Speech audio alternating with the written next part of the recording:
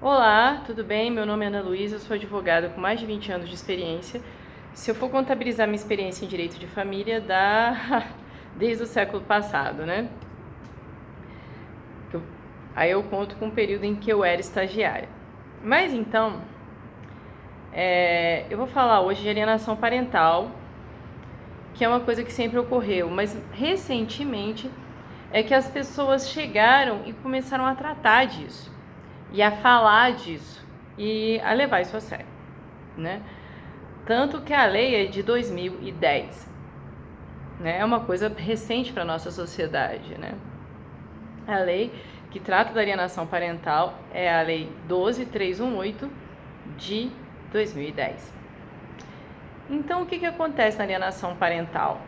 Há um relacionamento tóxico, um homem e uma mulher, ou duas mulheres, dois homens, né? Mas é um relacionamento tóxico e eles têm filhos. Aí o que acontece? Uma das partes joga os filhos contra outra parte. É uma violência psicológica que envolve o outro cônjuge, a outra parte do relacionamento e os filhos. É uma coisa tremendamente cruel. Tem psicólogos que dizem que isso é uma característica de narcisista, de psicopata, fazer esse tipo de coisa, né?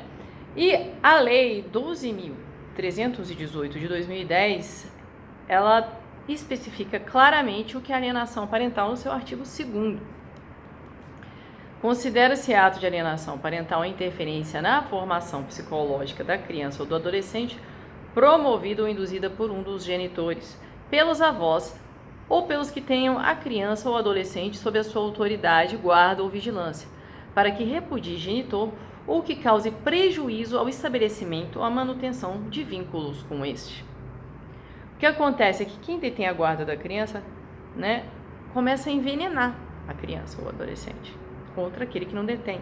Mas há casos em que o relacionamento ainda existe, né, o casal ainda está convivendo, mas aí uma dessas partes, assim, imbuída de má índole, chega e faz isso contra a criança e contra o adolescente.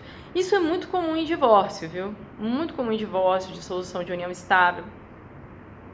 E a lei foi bastante específica, trazendo, assim, outras pessoas para isso também. Quer dizer, pode ser o avô, pode ser a avó, né?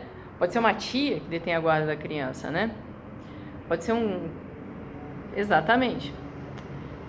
Então, é uma situação muito pérfida, né? E esse é um canal que eu trato de direito sem ser com linguajar jurídico, porque o linguajar jurídico às vezes é muito rebuscado, né?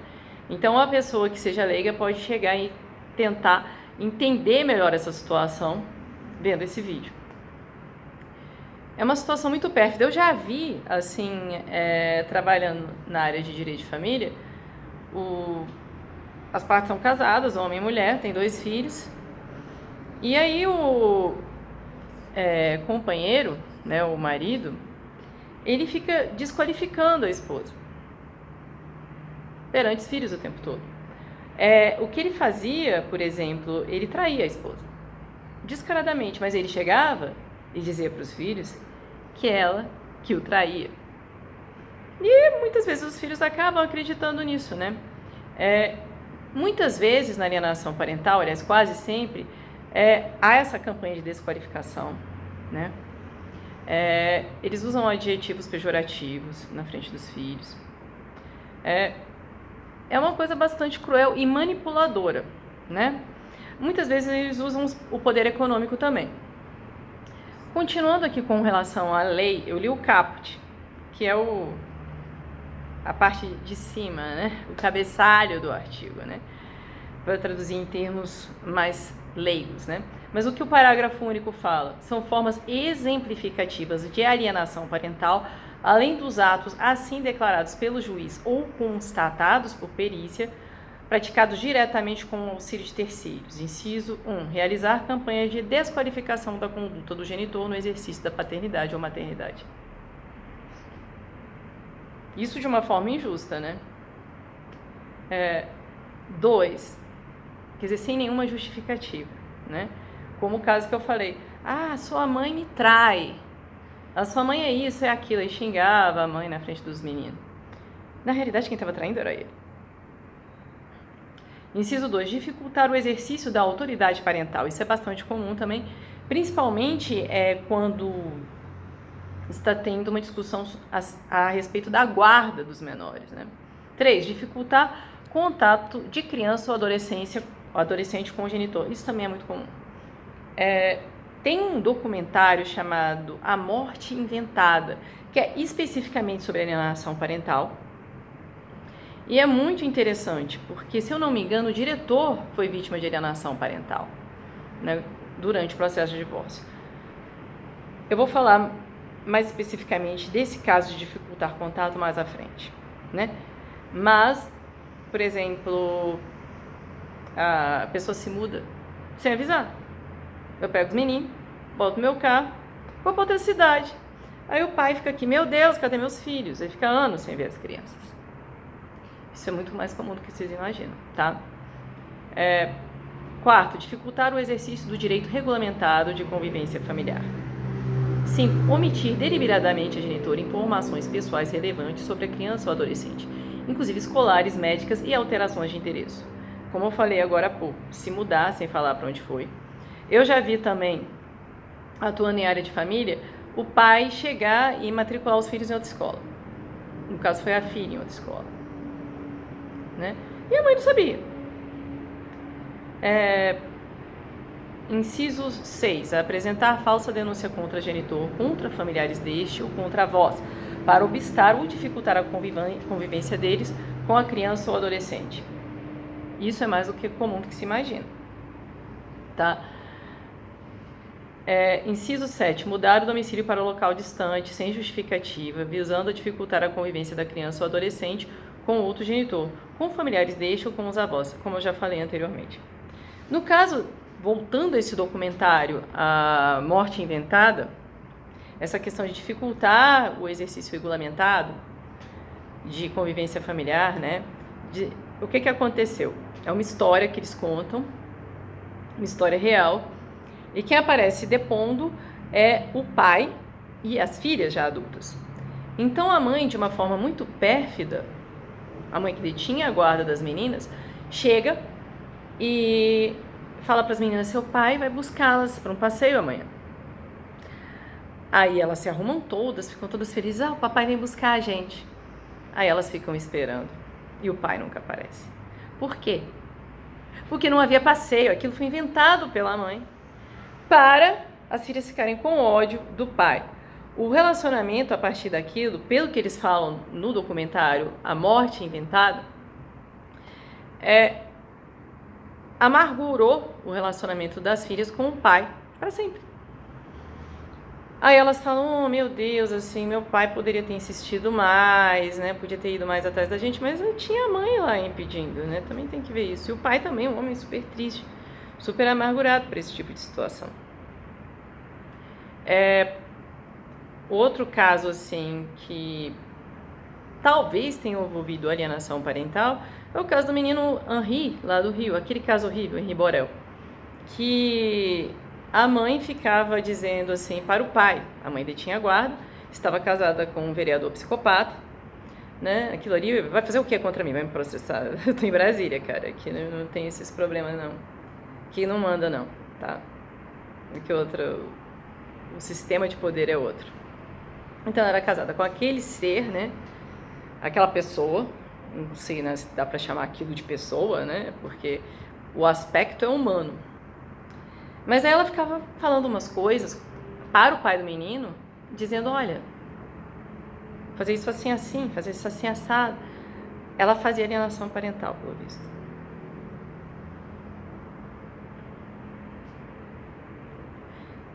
E a criancinha lá, apanhando, sofrendo, e acabou levando à morte, né? Acabou indo a óbito, muito lamentavelmente, né? É um caso extremo de alienação parental da mãe com relação ao pai, né? E eu não preciso provar nada juridicamente, porque isso está tudo na imprensa, né? Mas então, a alienação parental é uma coisa praticada por pessoas de má índole para jogar os filhos, ou até mesmo os netos, contra a outra parte, seja o pai ou a mãe, né? Eu falei aqui de casos em que o pai foi vítima e também de casos em que a mãe era vítima, né? Recentemente eu vi um caso que as filhas chegavam e do próprio punho falavam coisas horríveis contra a mãe, quer dizer, escreviam coisas horríveis contra a mãe na ação de divórcio. Aí, não posso citar nomes, claro, né?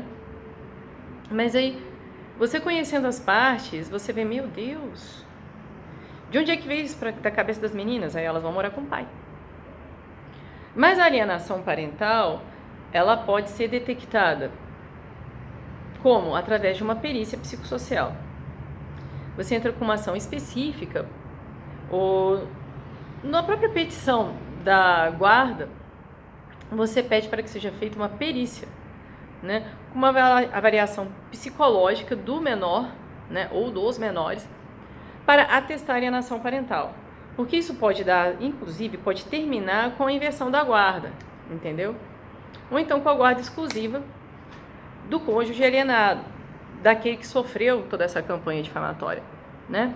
Então pode acontecer daquele que detém a guarda, que está fazendo todos esses joguetes, toda essa coisa cruel, pode acontecer dele perder a guarda, ou dela perder a guarda e ir para o outro cônjuge. Entendeu? E o artigo 3º fala que a prática do ato de alienação parental fere direito fundamental da criança ou do adolescente de convivência familiar saudável, prejudica a realização de afeto nas relações com o genitor e com o grupo familiar, constitui abuso moral contra a criança ou adolescente e descumprimento dos deveres inerentes à autoridade parental ou decorrentes de tutela ou guarda. Artigo 4º. Declarado indício de ato de alienação parental, há requerimento ou de ofício, normalmente é requerimento. Em qualquer momento processual em ação autônoma ou incidentalmente, como eu já falei, você pode pedir isso nos autos da ação de guarda, de regulamentação de guarda e visitação, né? O processo terá tramitação prioritária e o juiz determinará com urgência, ouvido o Ministério Público, sempre tem que ouvir o Ministério Público, sempre tem que ouvir, as medidas provisórias necessárias para a preservação da integridade psicológica da criança ou do adolescente, inclusive para assegurar sua convivência com um genitor ou viabilizar a efetiva reaproximação entre ambos, se for o caso.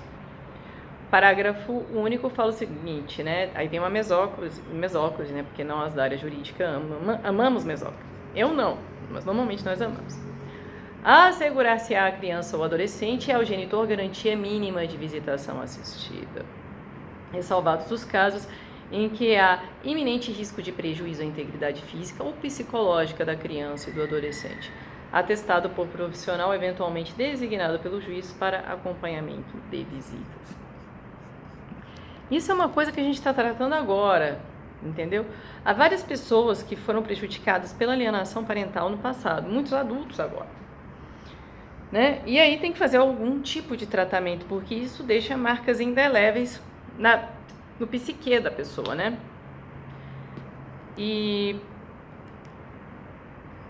voltando, falando mais alguma coisa assim que tem que ter a perícia, né? Cabe citar aqui o artigo 5º também, porque a vítima de alienação parental, e isso a lei é bastante específica nesse aspecto, né? A vítima é tanto os menores quanto o alienado, né? Essas pessoas têm que ter algum auxílio psicológico, é óbvio, né? O artigo 5º fala, havendo indício da prática de ato de alienação parental, em ação autônoma ou incidental, o juiz, se necessário, determinará a perícia psicológica ou biopsicossocial. Isso eu já havia falado. Sempre é necessária, tá? Sempre é necessária. A perícia será realizada por profissional ou equipe multidisciplinar habilitados, exigida em qualquer caso aptidão comprovada por histórico profissional, acadêmico para diagnosticar atos de alienação parental. Quer dizer, tem que ser psicólogo, psiquiatra, tem que ter especialização naquilo, né? O parágrafo 3º aqui fala, o perito ou equipe multidisciplinar designada para verificar a ocorrência da alienação parental terá prazo de 90 dias para apresentação do laudo, prorrogável exclusivamente para autorização judicial baseada em justificativa circunstanciada. Normalmente é mais que 90 dias, tá? Normalmente é mais. Principalmente nesse período de pandemia, acabou ficando mais que 90 dias. E a alienação parental muitas vezes também se dá, já é uma violência doméstica, tá? Mas ela se dá naquele contexto de violência física doméstica também. O sujeito bate na mulher e chama ela de tudo que é coisa na frente dos filhos, fala as coisas mais horríveis na frente dos meninos, né? E normalmente a alienação parental ela é praticada por uma pessoa, como eu já falei, que não tem a índole boa. Eu não sou psicóloga, eu sou advogada. Mas normalmente a pessoa que faz esse tipo de coisa tem algum traço narcisista ou de psicopata ou algum outro transtorno de personalidade, né? Ou até mesmo algum problema mesmo, algum outro tipo de problema mental, realmente problema mental, né? Então, se você, por um acaso, acha que está sendo vítima de alienação parental em uma situação, às vezes o casamento ainda está existindo, ou então num contexto de dissolução de união estável ou divórcio, então procure ajuda, né? Há vários advogados qualificados para lidar com isso, e não só advogado, você tem que procurar também auxílio psicológico. E o primeiro passo é entrar com uma ação específica ou uma ação incidental, né? Como eu falei, dá para pedir, eu já entrei com um pedido de verificação de alienação parental na petição de guarda, né? E consegui. Você precisa do auxílio do judiciário, porque de outra forma não tem como lutar contra isso, né? Porque você está lidando, o alienador é uma pessoa tremendamente perversa mesmo e manipuladora. Precisa do auxílio judicial para lidar com esse tipo de situação. Esse é o primeiro vídeo de muitos vídeos que eu farei a respeito de direito de família, né? Também nesse canal haverá muitos vídeos sobre direito agrário, propriedade, esse tipo de coisa, né? Então, se você tiver interesse assim em direito de uma forma mais coloquial, se inscreva aqui, né? Pode me contatar também se necessário. E boa tarde a todos e bom final de semana.